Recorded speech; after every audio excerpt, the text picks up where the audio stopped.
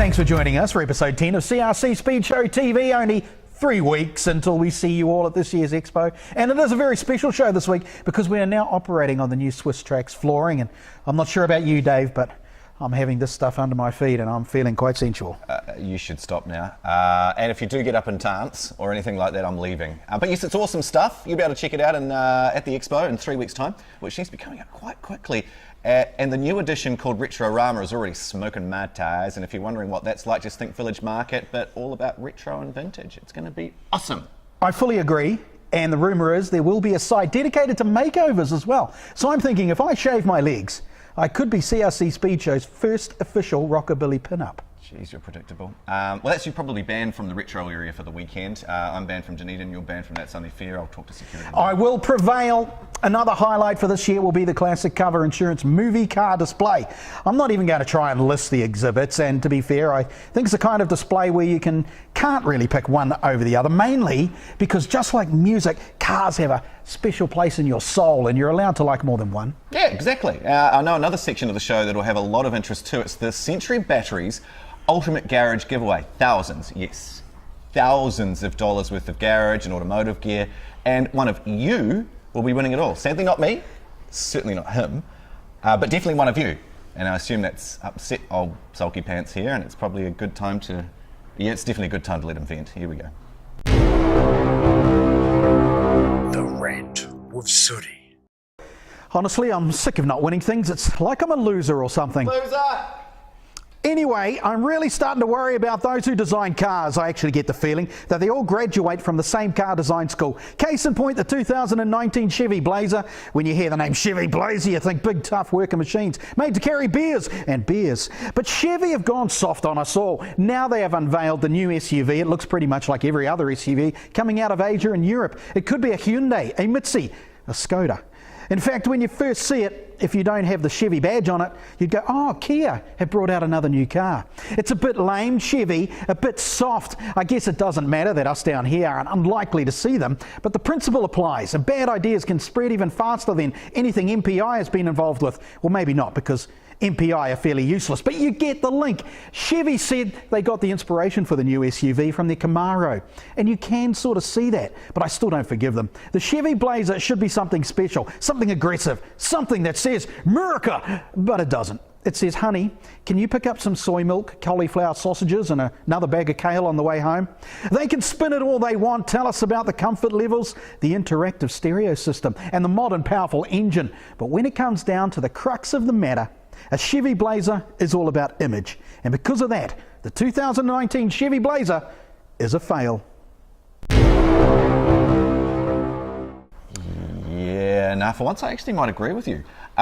Look, don't want to move on too quickly or anything and make it awkward, but time for the news.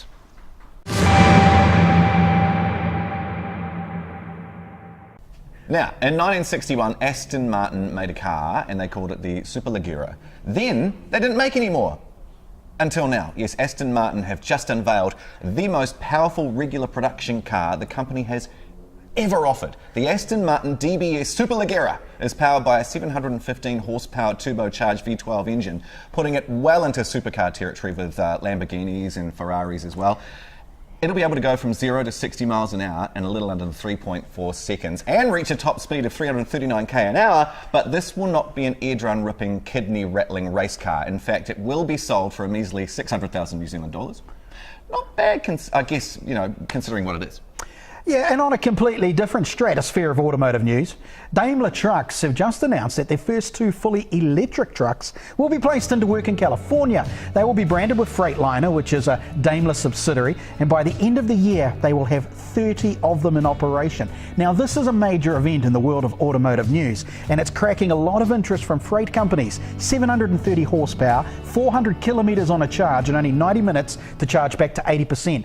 Now, with New Zealand drives being much shorter than the States, there's no doubt transport operators here will be looking on with interest. Now, on to some motorsport, and records have been broken again at Pikes Peak. Of course, it's the hill climb. It's all tarmac now, but it's still an epic event and probably a bucket list for a whole lot of people as well. And as expected, the record time set by Sebastian Loeb in the Red Bull Peugeot about 3 years ago was going to fall at some stage, but no one thought it would be achieved so soon without using an internal combustion engine.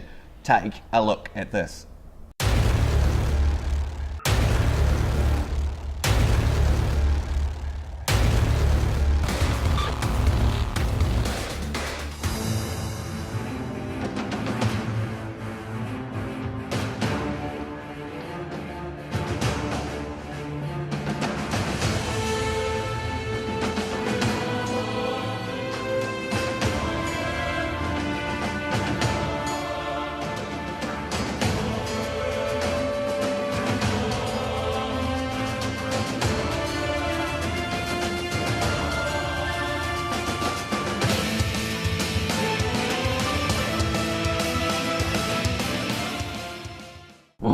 Yeah. What do you reckon? Yeah, well, I've said it a few times, like it or loathe it, electric is here to stay. And I say embrace it. It's still about speed and the skill set to handle it. And by the way, if you want to see speed and skill set and you've been under a rock the past few days, go search online for Porsche 919 Hybrid and watch it smash the record at the Nürburgring. But yes, given the amount of electric news spamming the world right now, we need to get back to some old school power. We recently sent our producer to Australia to cover some of the feral car stuff going on over there, and we haven't shown you everything he was able to capture.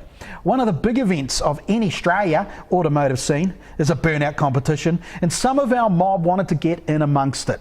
So up stepped the Kiwicarnage burnout team, and whilst they didn't win any trophies, they certainly put on a hell of a show.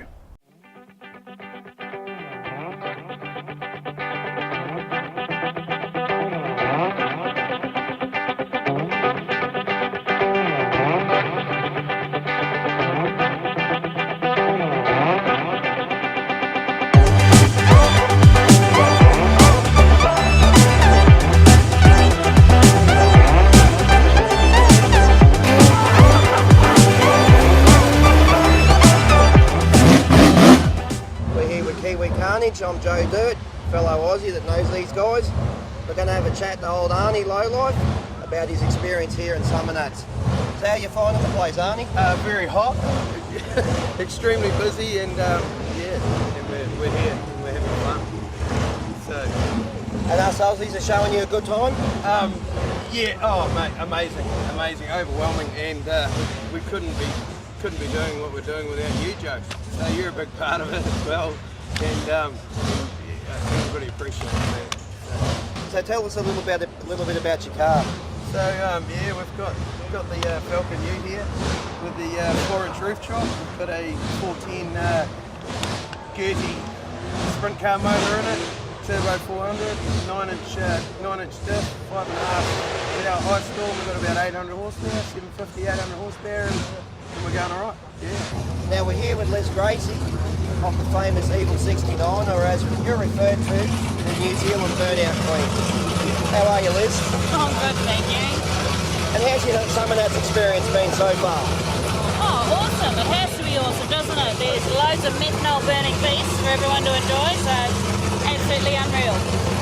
So you went out the other day and done your qualifying stint for your Masters, but didn't quite make it through. But how would you say the level of burnouts in Australia compares to New Zealand? Oh, it's a step above. Everyone in New Zealand knows it is definitely a step above, and it's just amazing that we're actually able to come here and be accepted and be allowed to compete with these guys on their pack. And there was one guy that is probably one of the most known people in Australia for burnouts come up to you, and can you remember what that guy done to you? Yeah, it was a pretty cool moment. Mick Bradshaw got down on his hands and knees and bowed at me and said I was one of the best throttle control skills he's ever seen. So pretty stoked about that. It was really cool. So tell us a little bit about your car, Liz. She is a small block Chevy, supercharged as you can see with a 671 on it. We run carbureted and we still run on good old fashioned gas for reliability reasons. We run a 2-speed power guide, 9-inch diff. It's a pretty simple setup, it works, and at the end of the day you've got to finish to come first, so that's our aim, is to finish. Now what would you like to say to the people back in New Zealand that want to get involved in the sport? Do it now. Get on while it's still growing. Unfortunately, once it gets to the calibre of what you have here in Australia, it's pretty hard to make an impression and to get to the top. So jump on board while you can, while it's still something that everybody can get involved in. Now with Ian Sambo Smith. How are you, Sambo? Not too bad. Now, your car's not your typical burnout car. Tell me a bit about it. I've always liked Mazda RX-7s and just wanted to do burnouts, so that's why I've changed it up a little bit, just make it a little bit more reliable for doing burnouts. Now, I've noticed the rotary's gone missing in this one. Yep. You've got a dirty big V8 with a blower on top. Yep, like I said, I want to do burnouts. I don't want to go fast, I just want to smoke the wheels, be reliable. Now, I heard the first time you done a skid, you actually were a bit nervous and went away to go and do a skid before you were ready to perform one in front of your friends. Is that true? Yeah, it's pretty true. Not something I want to admit to, but yep. Now, It's good to have a practice. Now, how did you feel getting out on that pad? I'm always nervous before I go out on the pad. I forget things, like if I drive the car with both feet or one foot, or yep, have a bit of brain fade before I go out there, but we just wing it. Whatever happens, happens. So you've had a bit of bad luck while you've been here, but you've managed to pull through and made it here. So as far as the bad luck goes, yeah, we have had a bit of bad luck. We broke a push rod in Sydney, and we had a fuel issue in Melbourne, Geelong, at Avalon 5K, and we hurt the motor in Shepparton, a place called Shepparton at Springnats a couple of weeks later, and we fixed all that up and got it all shiny and put it back into drive here. We had a kangaroo and bent the right front of the ute, which was looking as shiny as it's ever been. Noticed a lot of Kiwis over here supporting you guys. Yeah, a heap of Kiwi supporters, and it's fantastic. We really appreciate it. We appreciate it untold. It's just amazing. How cool. Very cool. So cool. Way cool. Now look, don't forget the CRC Speed Show live action arena is going to have plenty of entertainment for you to enjoy across that weekend of the 21st of July, not far away now. Get your tickets, please, don't miss out. speedshow.co.nz. Yep, well, it's time for us to go now. And bro, have you chosen the strange motorsport you're going to do? I told you it was the plate racing. You are going to do it. You're certain. Well, I'd like to.